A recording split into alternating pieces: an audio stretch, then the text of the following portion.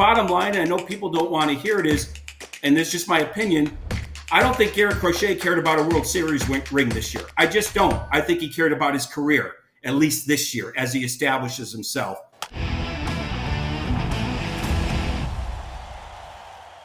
Our friend Jesse Rogers from ESPN joining us. You can follow him at Jesse Rogers ESPN. I said our, like there's a lot of people here. So me and Scott's friend. Myself, from my Brady Bunch buddy right down there, Eric Kratz. AJ, you can make your own call. You can have fun with the White Sox questions. Anyway, Jesse, great to have you on. I'll let you go dealer's choice here. Would you like to start with the Cubs or would you like to start with the White Sox? Let's start with the Cubs. It's a less complicated situation over there. I wasn't surprised they didn't do a lot. Trading out Morel for Paredes is all about trying to compete next year. I think they think this was just a one-year kind of step back, that they're on this path to contend, and their offense took a little bit of a step back. They're not exactly sure why. They're going to examine it over the next 2 months, and hopefully it'll get better. It was pretty good last night in Cincinnati, but it's been very inconsistent, just like Christopher Morel. So here's Itzhak Paredes, who's just a better, more polished product. And that's what they're trying to, sort of get around the diamond, just get a little bit better at each position because they don't have the superstars. I just got done watching Bobby Witt at Guaranteed Rate. I mean, the elite teams, the good teams, the great teams all have at least one superstar. And the Cubs don't have that. So they're just trying to get better along the margins. I think they really need to find a legit closer in the offseason. They traded away a good setup man in Mark Leiter Jr. because they were maxing out his value, and they think they got back a reliever that'll be in the majors next year. So it really was all about their short-term future, and that's why they didn't do a lot, because they have a lot of guys under contract, and they think they can compete next year. It remains to be seen without that superstar in the middle of the lineup. Jesse, a follow-up on the Paredes deal, and I loved it. I really like Itzhak Paredes. I think, he's going to be a really valuable player there. He's got a very succinct or a very clear identity in terms of what he brings to the table, and he's really worked it. Christopher Morel was not working out this year for the Cubs. I'm curious if you felt like the Cubs were kind of giving up on the hope because it was high for him, or if there's concern that they just gave away a player who could end up going to the Rays, hitting 40 home runs, and them finding a defensive home for him. No, there's definitely some concern. I actually asked that of Jed Hoyer the other day after the deadline passed. I said, look, in March, you thought this might be your long-term answer at third base. I mean, we didn't know. And he simply said there just wasn't enough consistency. My big issue with the Cubs, if you want to go big picture, and it involves Morel, is the idea of trying to sort of compete and rebuild at the same time after they ripped apart their team in 21.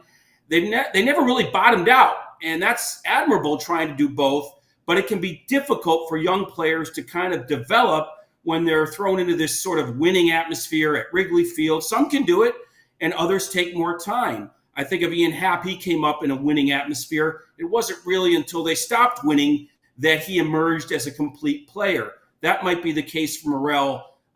You could go down to Tampa with no pressure and really become who you're supposed to be.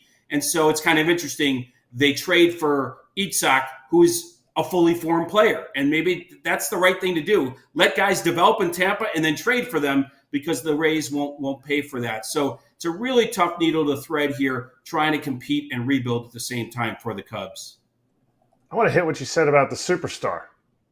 Where's that superstar? It's down on the free agent market. Are they going to go and get Bregman and expect him to be the superstar? Is this going to be something where they finally dip into some money for a fifth starter? Because they have four solid ones with Assad, Steele, Tyone coming back, and Shota coming back. So you want that superstar position player. I think I even asked you this last time you were on. Who is it? Where is it? Yeah, I think they really were hoping they'd get the 2018 or 19 version of Cody Bellinger. He's good, but he's not that version. And they don't have one in the middle of the lineup that is a difference maker, let alone more than one. I started to go through it off the top of my head, like Cleveland has Jose Ramirez. Kansas City has Bobby Witt Jr. Philadelphia has like four guys. The Yankees have about three guys. We can go through the elite teams. The Dodgers have about three to four guys. They all have real difference makers. Now, it's not impossible to win without them, but it's really hard. And that's why I feel like the Cubs, here's the example. The Cubs were 6th in scoring last year without a superstar. They're 24th this year.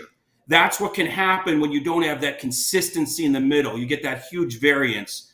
And I don't know the answer. I don't think they're going to get into the Juan Soto sweepstakes. They just announced today they're putting a Motorola patch on their jersey. You know how fans are reacting, very sarcastic, on social media about where's that money going to go. They tapped out of the Ohtani sweepstakes, and I just don't know. Jed is kind of a little bit more risk averse for those $300 million deals than other GMs. But look, if someone was available, I think they'd be in on it. But I think the Yankees and even the Mets will outbid them for Soto. So I don't know the answer. You asked me last time, it's the same answer. I don't know where that superstar comes from. Maybe it's from within. Their best prospect hitting-wise is Owen Casey, Canadian kid. That's one of the guys they got for Yu Darvish like 3.5 years ago. He's on the verge of making it, but I'm not sure he's superstar status. So it's sort of like, let's try to win with a good 25, 26-man roster, and maybe not that one or two guys in the middle of the lineup that are difference makers. We know the ownership is averse to spending any of that Motorola money. So is the front office averse to going to get a Vlad Jr. and giving up major prospects from their team, or giving up a big league piece to get Vlad if he were available? No, they're not adverse to that. I think they showed this trade deadline that they have no interest in bringing back single-A prospects or anything like that. They need to win. Jed Hoyer has one more year left on his deal. The team, forget 2020, the team hasn't made the postseason since 2018, and they got bounced in the wild card game. So think about that. They haven't won a playoff series since 2017. We're going back a ways at this point. That World Series feels like a lifetime ago already. So they need to push this thing forward. There has to be a sense of urgency. But I'm going to fall into that cliche category and say, look, with 38 to 40,000 showing up and fans all over the players' parking lot looking for autographs, it doesn't always feel like there's a lot of pressure and urgency there like it would be in New York or Philly. I'm just going to call it straight out. Even media-wise, I include myself, we're not always the toughest bunch. And, if you're not pushed, how much are you going to push your chips all in? It hasn't happened over the last few years, and I don't necessarily expect Jed or ownership to really do that. It doesn't mean they can't build a winner, but it's just going to take more time than anyone wanted. Gosh, it hurts your heart to say that things about the Cubs, doesn't it? It's right here. I mean, it's breaking in there. All right, I have a fan question for you from Kelsey. Kelsey wants to know, is there any heat on Counsell, and is it up to the front office to give him a team to compete with, because they haven't given him a team this year to justify going out and spending $8 million a year on Craig Counsell? Well, I think they probably did give him a team. 83 wins, a really good run differential last year. Jed's own words were, we left wins on the table. That's why you get a great manager and pay him all that money to shore up those loose ends and go from 83 to 88 or 90 wins. And, maybe that was possible even without the superstar, but they went backwards, or they've gone backwards. I will tell you this, somewhere David Ross has his feet up sipping a cocktail right now, because he is looking a lot better in hindsight. And I had no problem with Rossi. I think that maybe with young players, that was maybe a little bit of a weakness. And they have this highly ranked farm system. Craig Counsell, just like Joe Madden before him, came from a small market that only dealt with young players, or mostly dealt with young players. And I think they like that attraction there. But it just hasn't worked out. We haven't really seen a lot of young players grow. Michael Busch was a good one that came over from the Dodgers. And the team just has stalled. It's just stalled. It hasn't played great baseball. So, look, the manager can only do so much, not blaming everything on him.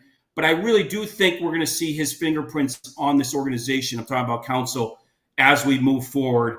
I've said this many times. He inherited the coaching staff for the most part. He did hire Ryan Flaherty, who he did not know ahead of time. I think he's been sort of an observer more than anything this year. And I think that's going to change. And I think that's going to impact personnel much more than previous managers. I think Craig Counsell is going to have a big say in personnel decisions. So this year might be just sort of a throwaway step back year, which will turn the pressure up on Counsell. He's feeling it a little bit from fans here, but he's not in any jeopardy, certainly not with a 5-year deal at $40 million. He'll step up. I've seen it firsthand. He'll step up. But we're going to go from AJ's number one topic that he likes to discuss, the Cubs struggling, to the White Sox struggling, his number two topic he loves to discuss.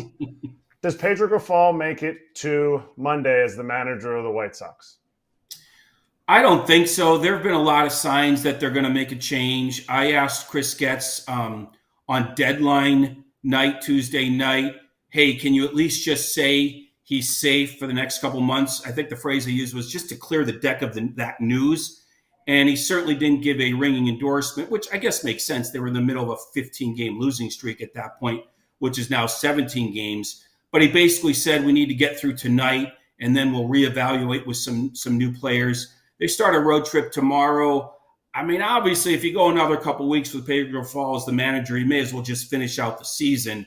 But they need to, start this over, and the sooner they do, the better. Probably a lot of young players going to be coming up over the next, little while, whether it be this year or certainly to start next year. And I think they'll probably start anew in the dugout. So I think it's inevitable. I'm a little surprised it hasn't happened yet. I mean, what does it have to get to? 20 games, 25 games, right? So, yeah, I have a feeling it's going to happen sooner rather than later, but I can't say for sure at this point. Jesse, let me ask you this. This isn't Jerry's way, though. I know everyone's saying like that, Pedro's going to be let go during the season, but Jerry doesn't do that.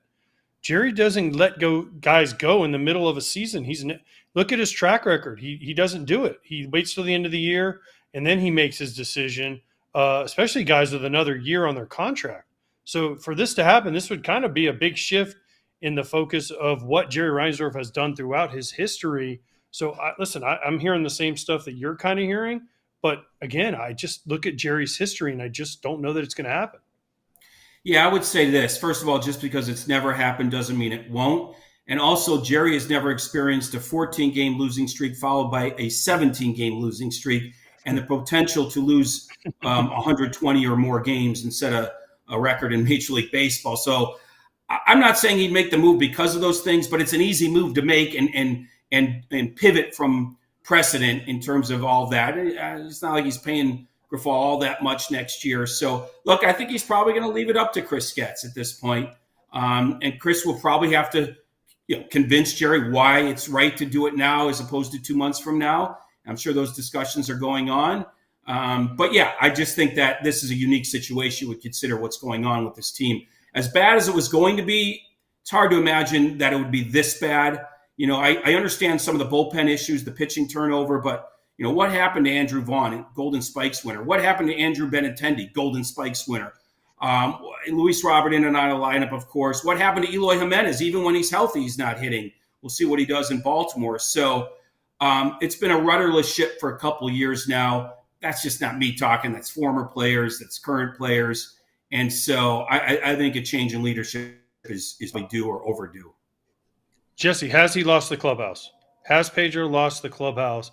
And have the players tuned him out? Because, I heard there was a players-only meeting yesterday before the game, and they went out and got still lost. I mean, obviously the Royals are pretty good, and Bobby Witt they should never just pitch to at this point. But, has he lost the clubhouse? Because earlier in the year there was a big thing where, he came out and said, we're not giving our best effort, and the players were kind of like, yeah, whatever. They kind of like laughed at him like, hey, what are you talking about? So has he lost the clubhouse, and then can he get it back before the end of the year if he finishes the year? Yeah, the short answer is yes. I reported on this last year. Keenan Middleton, the former reliever, went on the record with me. Other former players, were anonymous about it. And he even admitted his own mistakes coming out of spring training a year ago. So I just think there's been a leadership void since last year. And I think you kind of said, like, how do you get it back? You're really going to have to work hard to get that back. Maybe a veteran manager with World Series rings can lose the room and get it back. But at this stage, 27 and 84, I'm not sure if there's anything to get back. Nice enough guy. I see him talking to players on all that jazz. But look, it just feels like there's a void there. and what could have been just maybe 100-loss season is turning into 120 losses. I mean, it's about leadership, and it's such a hard thing to define. We know it when we see it. We kind of know it when we don't see it. All right, Jesse. So let me ask you this, because people will say, all right, well, maybe it's not Pedro's fault, which, listen, again, I don't know because I'm not in there. You're in there way more than I am. But who's the veteran leadership player-wise? They Andrew Vaughn, Benintendi, he doesn't talk a whole lot, right? I mean, who is it? Guy in the bullpen, Brebbia? Like, who's the veteran leader guy that can stand up and say, hey, listen, guys, we're going to do it this way? Because if you look at the position players, Nicky Lopez, I mean, he's tough to be like, and listen, nothing against Nicky Lopez, but, he doesn't have the credentials that someone else would have. Yeah, they've had that void for a couple of years now.